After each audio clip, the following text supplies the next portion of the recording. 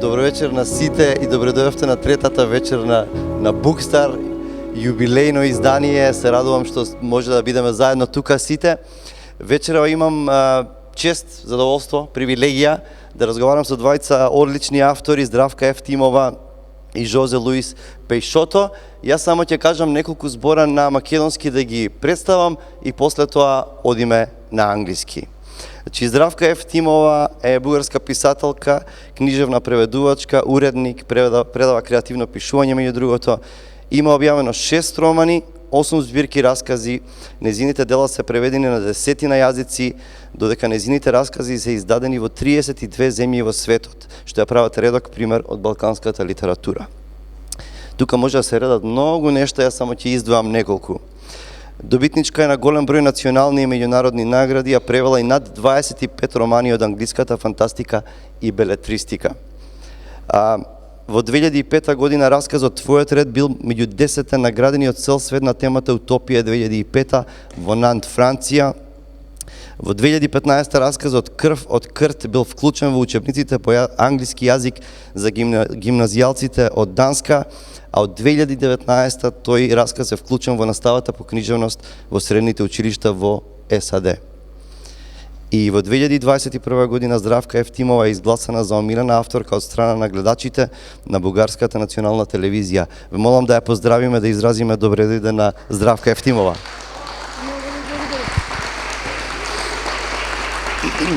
Zdravka could pretty much understand what I was saying, so Жозе Луиш, Луиш or Luís?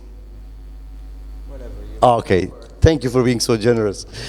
Жозе Луиш Пејшото е португалски прозаист, поет, драматург. До сега има објавено 13 прозни книги, 4 збирки поезија, 2 патописи и 2 книги за деца. Неговите дела се преведени на повеќе од 30 јазици. Го сметаат за еден од најталентираните современи португалски автори, добитник е на многу национални и меѓународни награди, меѓу кои наградата Жозе Сарамаго. Со издавањето на романот Празен поглед, Жозе станува најмладиот добитник на наградата Жозе Сарамаго, која се доделува секои 2 години за најдобриот роман напишан на португалски јазик. Во 2003 година ја пишува збирката кратки раскази Против отров, во соработка со португалскиот heavy metal бенд Moonspell, со што доживува голем успех и кај музичката публика. Често издава патописи за најпознатите списанија за патувања во Португалија и Бразил и ве молам исто така едно добре дојде за Жозе.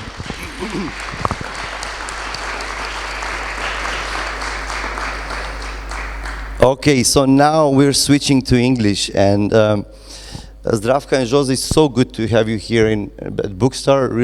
Real pleasure to talk to you and share the stage. We'll go one question for Zdravka and then one question for José, and I hope it will be inspiring for everyone here.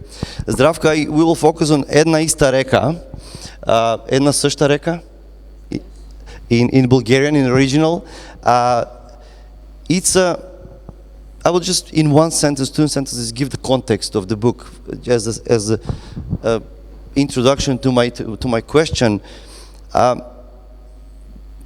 The plot and the action in the novel, it's a nearby village, small village nearby Pernik in Bulgaria, and it's a tough context. It's a world where the main characters are 3 sisters, Sara, Pirina, and Ljuba, and they're from a regular, normal family.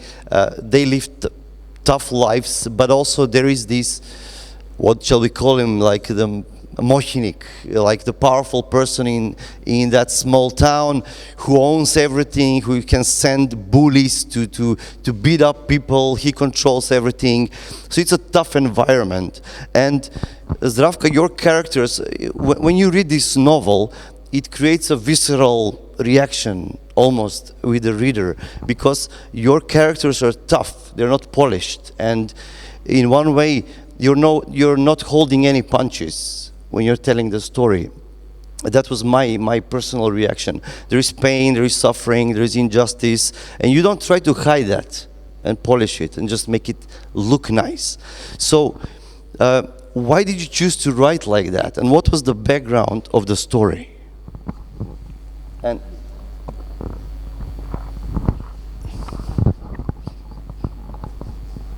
when I write, I do remember what my favorite poet, Rumi, who was a Sufi mystic born in 1207, what he wrote about suffering. He said that the wound is the place on your body where light enters. So I do believe that any scar on your body has a message. It speaks very clearly. I survived. I survived. So whenever I write, I always feel pain. I always feel that I'm too weak to struggle against injustice, to be as strong as the bullies, or to be capable of abolish, let us say, poverty. But when I write about it, I feel that I have not surrendered, that I have not given up. And I write about the wounds as the places where light enters our life. Yes, people are crude, people are strong. I come from the town of Pernik. I don't know if you know the town of Pernik.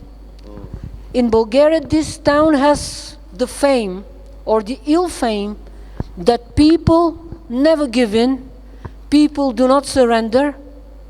When they say something, they do it. So it is called the iron, not iron. Iron is something good. It is pejorative, chugun, winkel. It is like pig iron people. But these pig iron people are not pig iron, they're diamond people for me. And by writing this book, I wanted to ask forgiveness of them. If I have done something wrong, perhaps I have, and would like to kiss their hands in gratitude that they have not surrendered, that they did not say, I'm weaker than circumstances. Even when they're beaten, they're stronger than circumstances. And this is why I wrote that book. So is there, so the background of the story, is it based on people that you know, or that the context? The characters in the book are a conglomerate, a mixture, an alloy of different characteristic features, different character traits I have felt. I do not say I have discerned or I have remarked. I have deeply felt that have shattered my nerves and that made me admire or feel deep pain.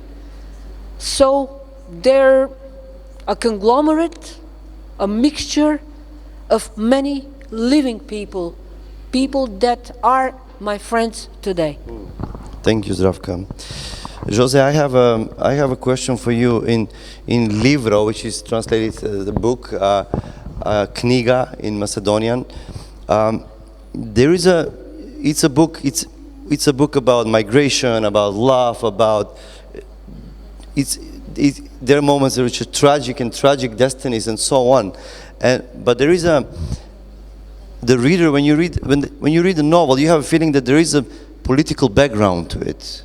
What caused the migration and everything, which you're nicely hiding. You're not putting that in the face of the reader, but it's all over the book, in the background. Can you tell us more about, it says in the book, between 1960 and 1974, more than 1 point Portuguese people immigrated to France only, and I was not aware of that fact. And what is the political background of the 60s, the 70s, and the whole question of migration? Can you give us a little bit of the background? Well, first of all, I have to thank the invitation to be here. It's an incredible honor to be for the first time in Skopje. And also I have to say that I relate a lot with what has been said. You said that you wish it would be inspirational, and I think it was already. It was very inspirational what you said. Regarding this book, the story deals with this immigration towards France, which in Portugal is considered like traditional Portuguese immigration. It's when we think about the traditional destination of Portuguese immigration, France is the first that comes to mind, especially because of this big exodus that existed in the 60s and till mid 70s, which, as you said, was about 15% of the whole population. So in every 100 people in Portugal at that time, 15 went to France. And actually, I have to say that even though I was born in 74, so after that period, I also have connections with this story in the sense that my parents were among those people, and my sisters were both born, one went very young to France and the other one was born there. I was born in Portugal after they came back. So in a certain sense, the story of this book is my prehistory because it's something that I have always heard, but I did not experience. And this is actually the last days of the dictatorship that existed in Portugal since the 20s till 1974. That was a right-wing dictatorship. The dictator till his death in 1969 was Salazar. And at the time, in the 60s in Portugal, there was this dictatorship with, of course, censorship, crimes of opinion, people being jailed, for being against the government. But there was also 3 wars going on in Africa. There were at the time, Portugal had 5 colonies in Africa, and 3 of them were at war. And so it was a period that was very difficult in Portugal, with a lot of poverty, a lot of economical difficulties, a lot of young people going to die in the war, and that created this exodus to France. People would go illegally in the night, walk crossing the borders by foot, and that's a bit what is described here. Even while I was writing it, my intention was also to create a metaphor that could be related with immigration as a general issue, because of course when I was writing it there were other tragedies going on in several parts of the world. They still are, and of course I was sensitive to them. Thank you very much. It helps, this really helps put the whole story in a real light, having the background. Zdravka, going back to you, we have 3 main characters, 3 sisters. They are different, all of them are different. Ljuba is very different. She's in her own world, she loves to read. Pirina, it's a tough one. They come from a tough family, they live in a tough. And Sara, she's also finding her way in the world in a different way. And we will not make spoilers, but so on. And also the title, it says, I assume it's from Heraclitus, you don't enter the same river twice. And can you talk about these characters a little bit and how, because my reaction was, okay, one and the same river. Yes, everybody is different, but also human tragedies and human destinies are very similar to each other. Like what happened to the characters in Livro, they go through some tough things. there. It's migration, it's tough. But your characters are having not a nice time. So can you tell us a little bit about how these girls are very different, but very same, and how can you connect that with the title? I think that it is sometimes as hard to immigrate, as hard to stay in your own country, because if you can remain in your own country, the tough times you pass through are the steps on which other people and next generations step in order to reach something they hope is better. What is important to me is that cruelty can never be master of our lives. It could be master of our lives just for a period of time. And humankind abolishes cruelty in the long run. It is literature that makes humanity more humane. And this is what characters like the characters José creates and the characters I'm trying to create are meant to do. To make humankind more humane. Here I would like to remind us one of my favorite thoughts that the English poet W.H. Auden, Winston Hugh Auden says, there are unjustifiably forgotten books, but no books that deserve to be remembered are never forgotten. So, by writing about injustice, by writing about the hard times, the tribulations that people pass through, we are trying to create at least a sentence that will deserve to be remembered, if not by whole mankind, by our countries, by at least human heart. The characters, the three sisters, are very different. Like the fingers on our hand, they are our hand, but they are different and we love them equally.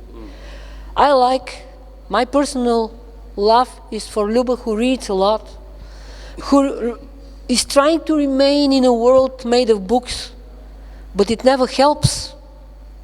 It never helps to a certain extent, because books, no matter how imaginary they are, how unstable worlds they give us, these words finally makes our bones stronger. Bones that no cruelty, no dictator can break. This is what Luís. She believes in goodness. Reality proves that practically goodness does not exist, but she proves that in spite of all, in spite of the bully in the village, not in the village, in the whole district, despite this bully, goodness, kindness exists. She never loses her feeling for it. And Pirina, I like this Pirina that never gives up. I love her in a different kind of way. She's a fighter. She's not only a fighter, she's a winner. Although she's beaten, she's a beaten like bite, bitten, and beat, bat, beaten. Both beaten and beaten winner. I get it, yeah. No matter what life does to her, she wins.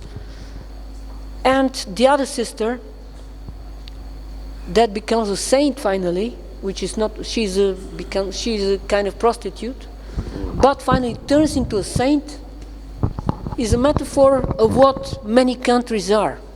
They have been humiliated, they have been insulted, but the people in these countries are never, ever broken.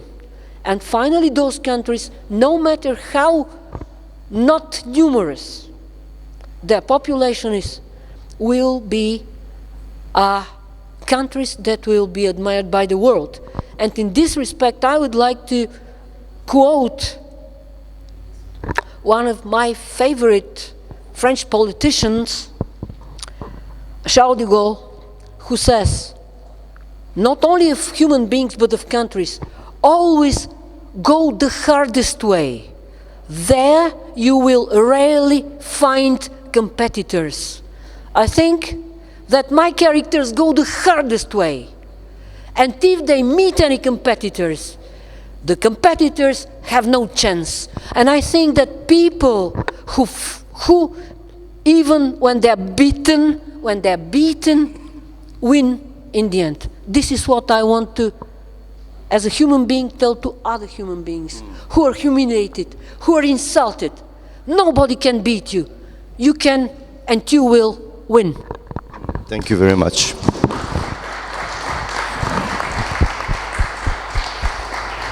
Jose, going back to you, that maybe I will connect two questions. I mean, so what I get from you is that this is in one way like a personal history of your family, and so my question was, what was the main drive? What was the central idea that you wanted to tell this story? And also there is, because this title of the book can be very misleading, right? It can be book, yeah, whatever. This book is called the book, but the secret is very misleading. There is a hint there. There is something there. So maybe you can tell something about that. But also, I want to connect this to your characters are tough. They're not very these polished, nice people. You know, they live in a small place, and their tragedies. Somebody's just like a drunkard. I mean, tragic histories, and so they're rough around the edges. So why did you portray them like that? Is it life make them like that, or what is the story there? And a little bit related to the title and how that works. Well, regarding the title, I actually think that if you are really curious about the title, then you have to read the book. You know, because Pretty the much, title is like fundamental, and it's like it's something that, I mean, I cannot just give away here. Yes, no spoilers. But in terms of why the characters are the way they are, I feel that as authors, our choices are limited. At least me personally, I cannot write about anything I decide. I can only write about the things that I am capable of writing about. And to be writing about those things, I need to have things that elements and things that I consider that are worth to be shared and to be part of what I am writing. And in this concern, of course, there is a lot that has to do with my experience. I was born in a village of the interior of Portugal, a place with about 1,000 inhabitants. I was born there. I lived there until I was 18. When I was on my teenager years, I had no idea that I was witnessing and absorbing a world that later on would be what I had to say.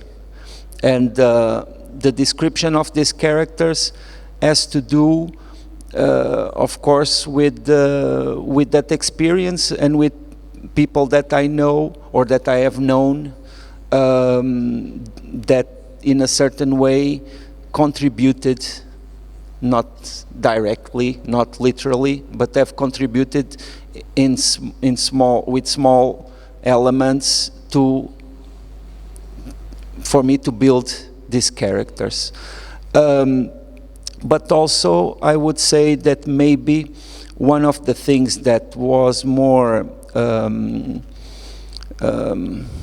can I say, that motivating for me to write the novel was probably this will to create memory, not to create memory, but to make memory solid, shareable, that to make an object out of memory, something that we could like share. And you know, sometimes when I meet people that have read books that I have written, communication is so much easier because we just name things. We just say, do you remember that episode? And if you say, yes, yes you do, then we don't need to say anything else, you know, because we share it, because it's there and we got to share it.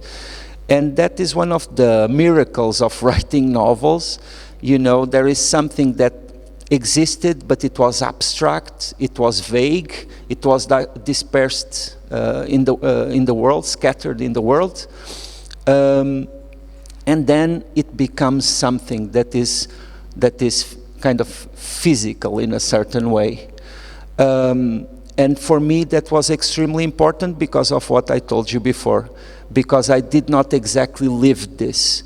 Because I was, as I said, I was born in 1974, and that is an extremely important year in Portugal. Not only because I was born, which was extremely important to me, but because in the 25th of April 1974, there was a revolution that we call the Carnation Revolution, which changed the regime in Portugal. We had this dictatorship, it ended on that day, and those wars ended, and a new country was born.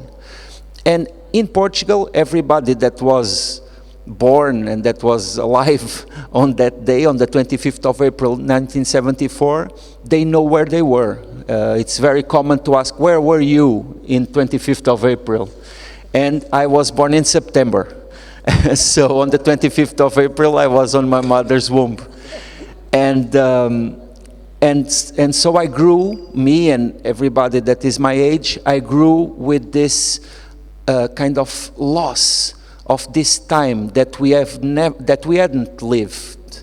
Like the previous generations would say, you don't know how things were. And for me to write this was also like trying to capture a bit of that past. Because after writing this, I got to the conclusion that even though I didn't live it, I lived it. Because I got a lot that came from there. Thank you very much. Thank you very much. Zdravka, I must say that I was cheating on my homework and I watched a YouTube video with your interview and you were talking about a little bit about the context, and I had this feeling, and I want to bring that topic, literature, and to me it was a little bit of an eye-opener in this sense, the way you looked, what you wanted to do with this novel. It was like fighting for those who are going through injustice, and for me it was like, wow, this is a whole area of, can we see literature as revenge, as fight for justice, but not in a very subtle kind of, I'm sending a message in 300 pages, but maybe somebody will understand that I'm trying to be subversive. That has a place in literature for sure. But your style was more like in your face and direct. Can we see literature fighting for injustice very openly? The verb fighting does not connect to literature the way I see it. I see fighting as fist fighting, kicking, while literature, to me, means something else. Literature, there are so many different peoples in the world, and literature is the common heart of those people. And writing novels, especially short stories, which I admire most, writing short stories is the shortest distance between human hearts. A human heart does not like being hit, because it will be not only broken, it will be dead. So, to me, literature is like giving the power of love, the power of healing to people who read. How does it happen? If you want to cure a sick person, you do not lie to him. Your sicknesses will go away within 3 days. If you see literature as fighting, you will be lying. If you see literature as giving power to persons, not to say to dictators, "Oh, you're wonderful, I will come your side." No, literature does exactly the other way about. It says, "It is because of love I give you. I will never put up with this dictator. I will never put up with difficulties." Literature to me is respect for other peoples, not only for other persons, other peoples in the world. And you win respect how? By being very open, by being sincere, by being the space where a person is welcome to see with his own eyes, to feel with his own skin what the situation in the country is. This is what strong literature does. Like him, reliving a past that he has not seen, but making it alive for all the world where his books are translated. That is what literature is. It is not by hatred, by fighting. It is by saying the truth. And what is the other face of truth?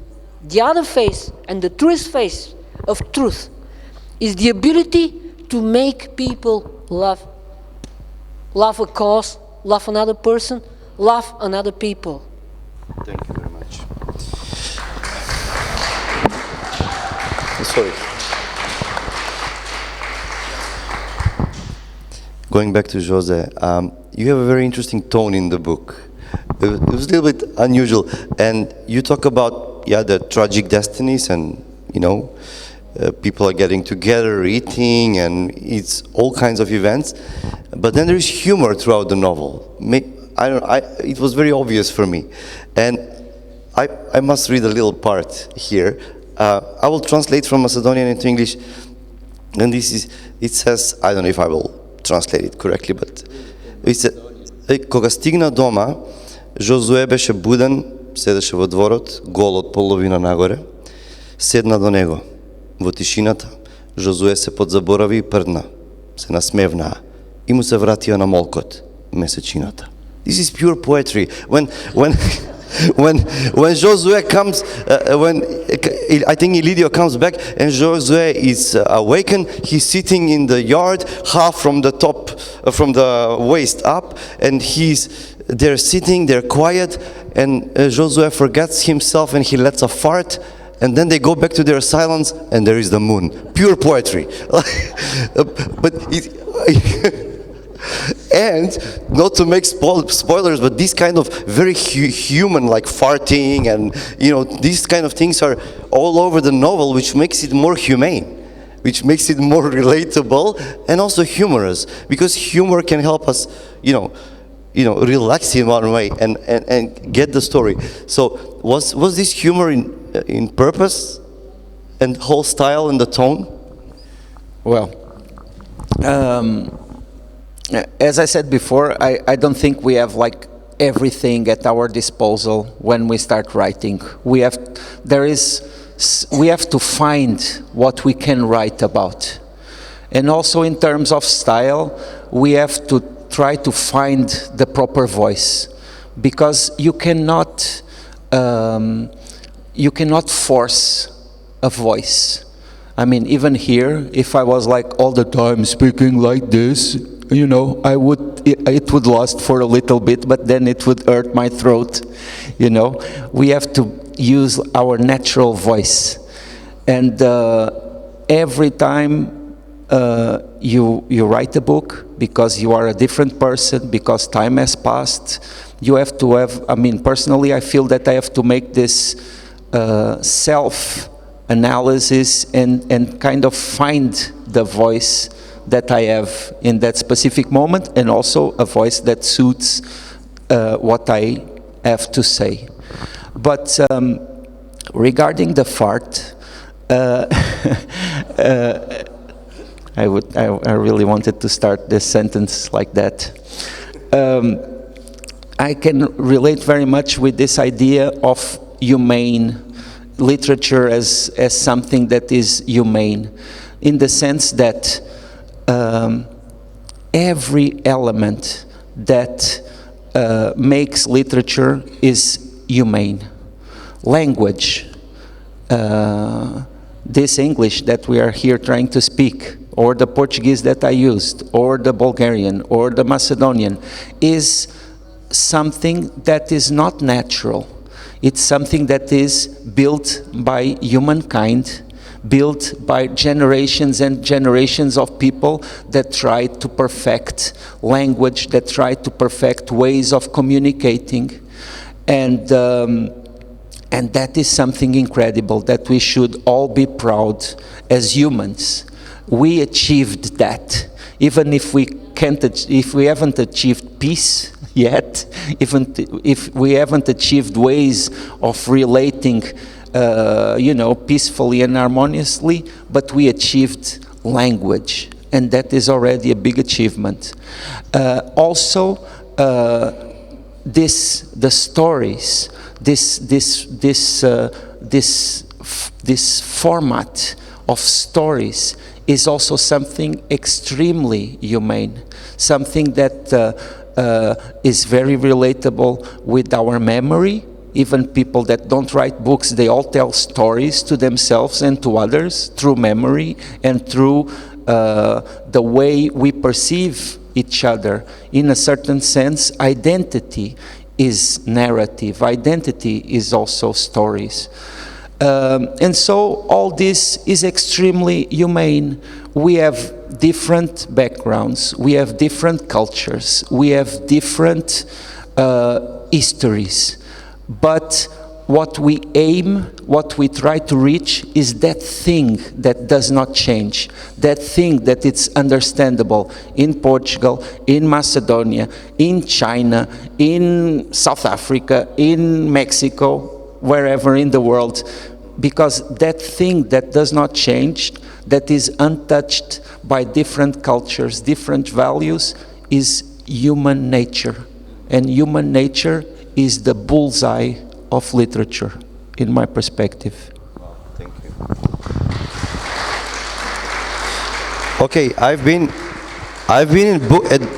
moderating a couple of events at BookStar in the last couple of years, but I don't remember an event when people were clapping after the answers, which tells me that we are having a good conversation and inspiring conversation. Okay, so I have possibly two more questions. Also today, krv od krtica. I saw that in English it's either translated blood or blood of a mole, or from a mole, or of a mole. I must admit, I read that story today in English. I was blown away. It was, and also some people on YouTube, they have made like a little visual things, and it was very powerful story. And also I read in the beginning that it really made it around the world. What was the birth of that story, and how that story started to live a life on its own and started moving around the world?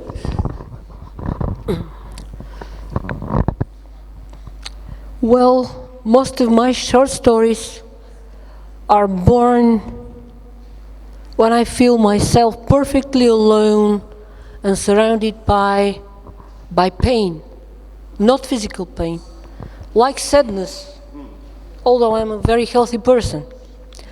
So it was my grandmother who was sick at that time. And I imagined that if I write a short story, I will make pain go away. I wrote it for 40 minutes. And I chose to translate it into English because it was very, very easy to translate. I think that a person in a language high school in his or her second year would very easily translate it. It's very easy to translate. That was my choice to translate it.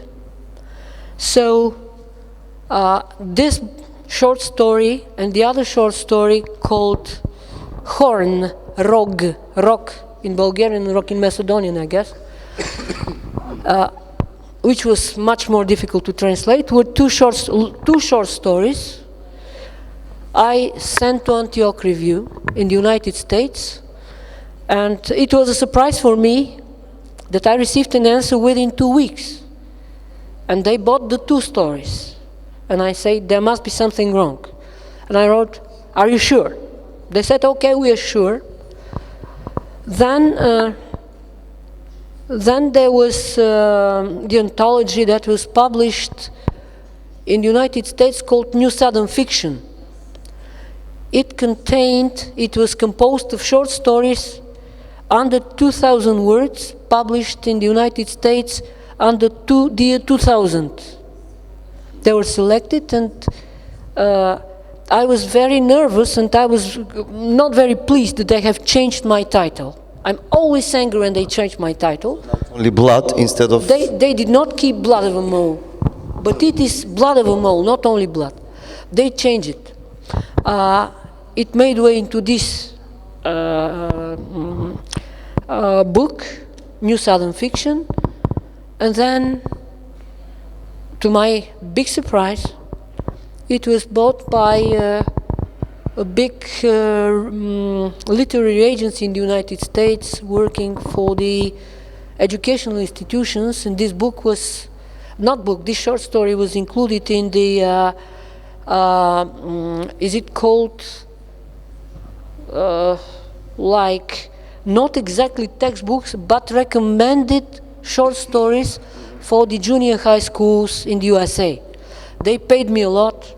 It is for the first time that I made money, so much money for a short story. For 40 minutes work.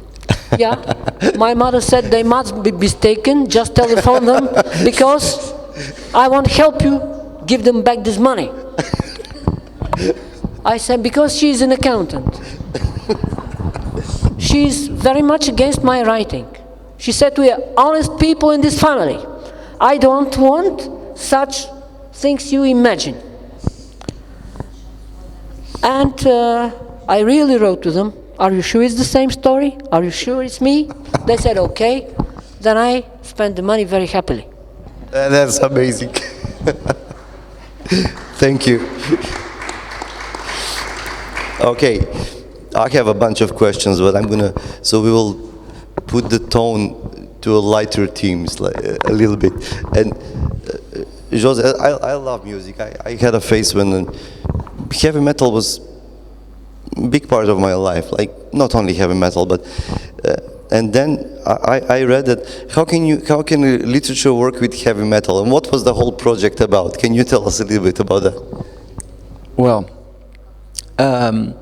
today most of the time I write with silence, but there was a time in which I used to write listening to metal, different kinds of metal. Actually, most times the most extreme forms of metal, black metal, Norwegian black metal, for example. And it was very interesting because there were certain texts that I wrote very directly inspired by works of metal that people would appreciate, but I'm sure they wouldn't if they knew that it came to me through metal. The thing is, sensitivity is a very personal thing, and it's something that, you know, we have to understand that different people have it in different ways. And for me, since I was like on my early teenager years, almost when in my childhood still, I discovered this musical genre that we will broadly call metal. And I have to say that I feel that I have a vocation towards this genre. It's something that comes naturally to me. And for me, it has to do with intensity, because I find it extremely intense. But also I have to say that, you know, having discovered this genre still in the 80s and then early 90s, I always got used to find a lot of people that don't understand it, people that reject it completely. And I'm okay with that, you know. I got used to that, I feel understandable, and also I even find it positive in a certain way, because for me, during those years, metal, and even today, to a certain extent, metal gave me a world of my own. Because imagine, living in a village of 1,000 people, can you imagine how many of those would listen to Norwegian black metal? Me. And so, I mean, it's very recognizable. You can point it out. And then I had a project with this band called Moonspell, which is a very important band in Portugal. And it became known to a lot of people. But we all have our personal heavy metal, you know. Some of those are public, and some others are private. But it is what it is, you know. It's a genre of music. It has its specific codes. Some people, it's not only a matter of sensitivity, it's also a matter of understanding those codes and understanding why this has a certain meaning, why the guy that sings with a certain voice is interesting. It's maybe because you've heard this and this and this before. So I still have a book, a proper book to write about heavy metal, because it's really important to me. But let me just add something that has not to do with heavy metal, but it has a lot to do with what we said here before, and also about the excerpt you read. I did not write the excerpt you read. The excerpt you read was written by Nenad, the Macedonian translator of this book. I wrote it in Portuguese. He wrote it in Macedonian. For a moment you got me, I was like, what? No, but that's actually important, because we were talking about the subtleties of voice and all that, and the Macedonian voice of this book is from Nenad, which I hope is somewhere over there. And that applause is very well deserved for the hours Nenad spent taking each word from Portuguese into Macedonian. And that's something we Thank you very much. should keep in mind. Thank you. Zdravka, my final question. I love how BookStar brings people from all over Europe, and if you think about it, tonight we have here both ends of Europe, kind of. You're definitely on one end of Europe. Bulgaria, let's say, Chernomore, you know, let's say, technically maybe not, but from two ends. What can Bulgarian literature bring to the table of European literature today? What are its unique contribution, let's say? First of all, I would like to to mention the name of Georgi Gospodinov, who won the Booker Prize for Literature, and we are very proud with this fact. I myself teach creative writing at the University of Sofia, and I would like to tell everybody present here and everybody in the world who cares to listen that Bulgaria is a place where literary talents are born and develop and thrive every day.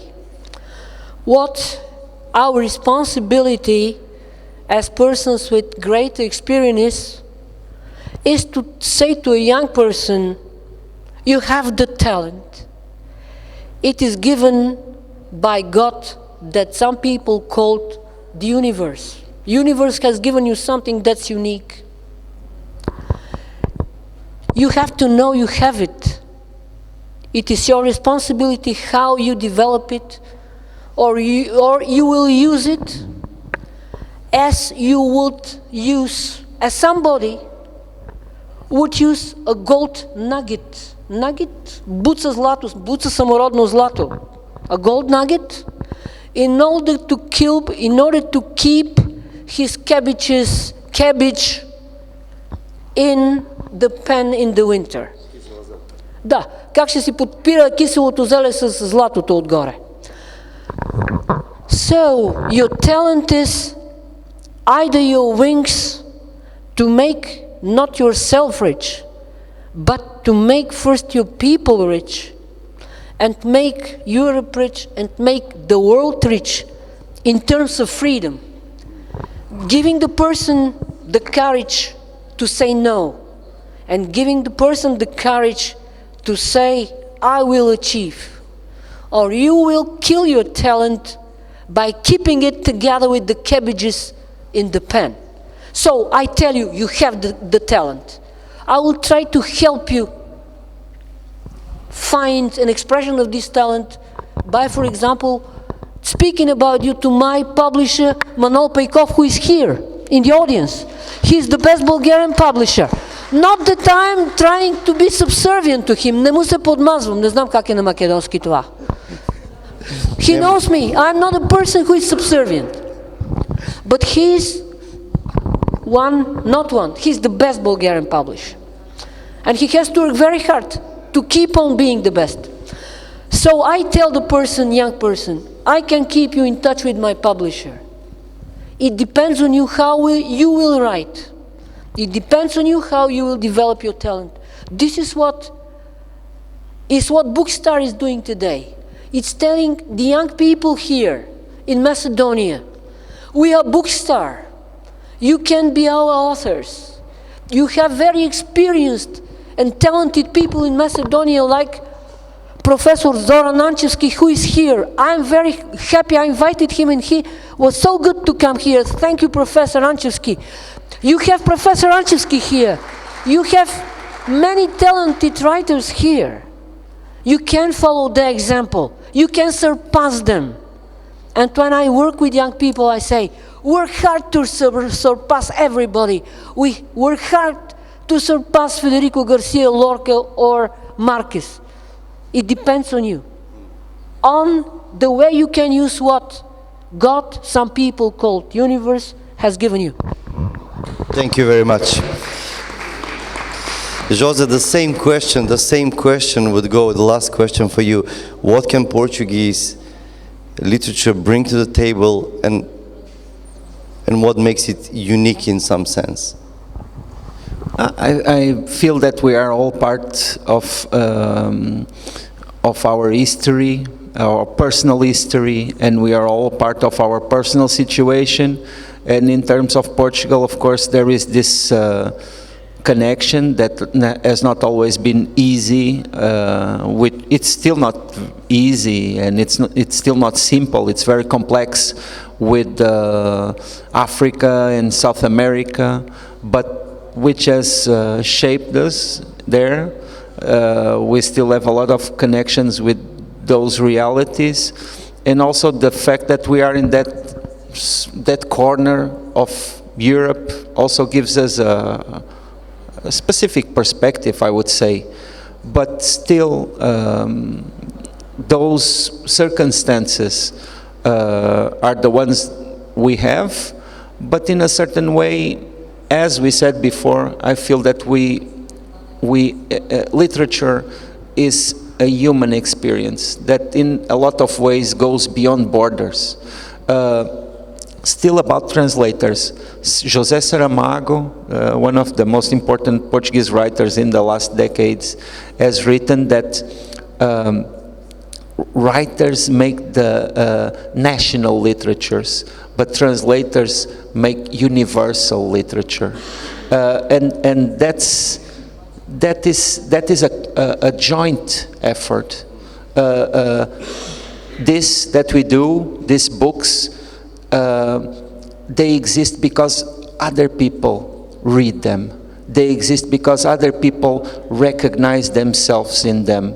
So, in a certain way, I feel that what Portuguese literature has to add to literature depends, for example, on the reading of Macedonian readers. And so, in terms of literature, there are no real borders. I believe in that. Thank you very much.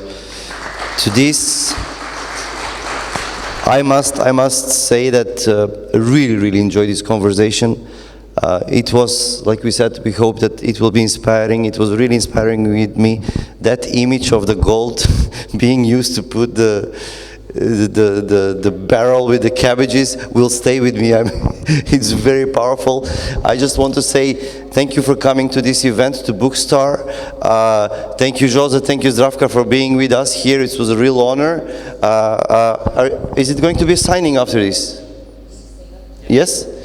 After this, they will sign their books. I hope we inspired you, we provoked you to get into these stories. This was just a little teaser, little intro about their stories. Again, thank you. Thank you.